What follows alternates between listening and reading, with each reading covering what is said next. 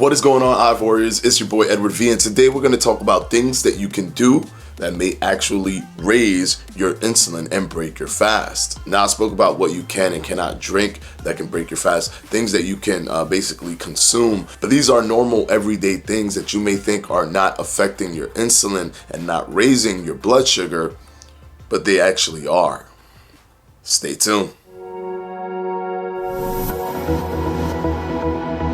Now, before I start diving into it, I do apologize for my voice. I did lose my voice somewhat, so it might sound a little weird, but I'm trying my best to power through this video. So just in case you're thinking, why does Edward sound like this? I kind of lost my voice.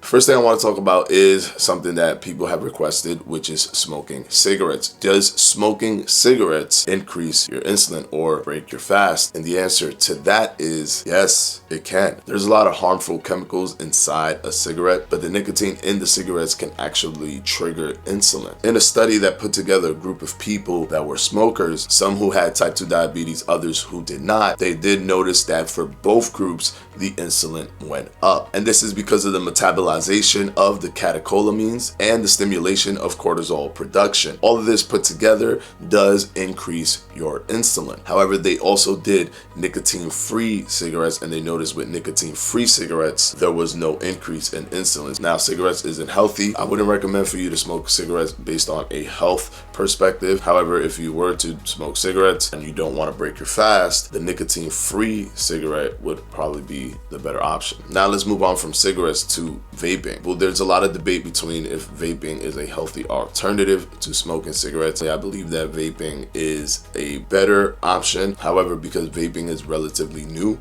there isn't that much studies to prove how much healthier it is than cigarettes. But this video is about if it breaks your fast or not. It has two things. They do contain nicotine, and the nicotine is going to have the same effect as the cigarettes that have nicotine, so it will raise your insulin. But some don't contain nicotine, and they contain glycerol, which is an alcohol, and it metabolizes in your body as a carbohydrate. This can increase your insulin. However, it is so small, it's very minute, so small that it's almost undetectable. So yeah, you might not be on a steady insulin baseline fasting state. It'll increase slightly and then it can drop very quickly. But if you wanted to remain in a 100% full fasted state, then of course vaping may take you out of that 100% full fasted state. And if you want to know if smoking marijuana increases your insulin and breaks your fast, it does not. It does not contain any of those substances of nicotine or glycerol or anything like that. It actually helps lower insulin resistance if you're someone who has insulin resistant issues. Just want to get that out of the way because I know that when I touch on cigarettes and vaping, someone will ask me in the comment section about marijuana. So I wanted to make it clear in this video. Now, the next two things that I'm going to talk about, one is under our control and the other thing is kind of under our control, or we can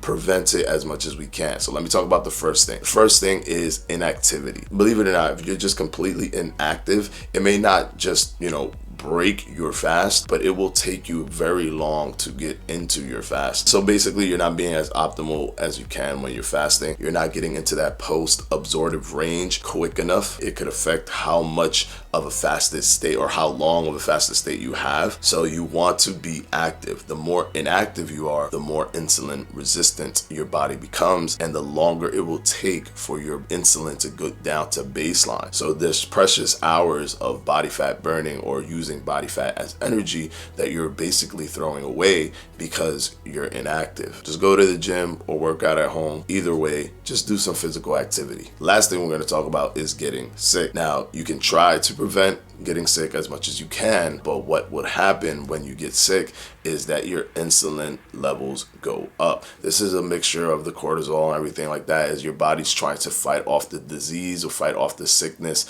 and it is raising your insulin. So of course, try not to get sick, do the proper things, wash your hands, do things like that. Just make yourself less susceptible to getting sick. But when you are sick, make sure that you are hydrated, drinking a lot of water to assist your body in fighting off whatever illness you may have. And by sick, I mean the cold, the flu, just the common sicknesses that you can get throughout your lifetime. So I'll have some of the studies linked down in the description below so that you can check it out for yourself. If you get these items under control, you can ensure a longer and more consistent fast when you're in a fasted state. If there's any non-consumption, non-food, non-liquid item that you want to ask me any question on regarding if it will break your fast or not, those were the ones that I was able to put together. But if you can think of one that I haven't touched on and you're curious on, just go ahead and ask me in the comment section below, and I'll try to do my best to answer your question. And I want to thank my patrons for my Patreon. The patrons are growing.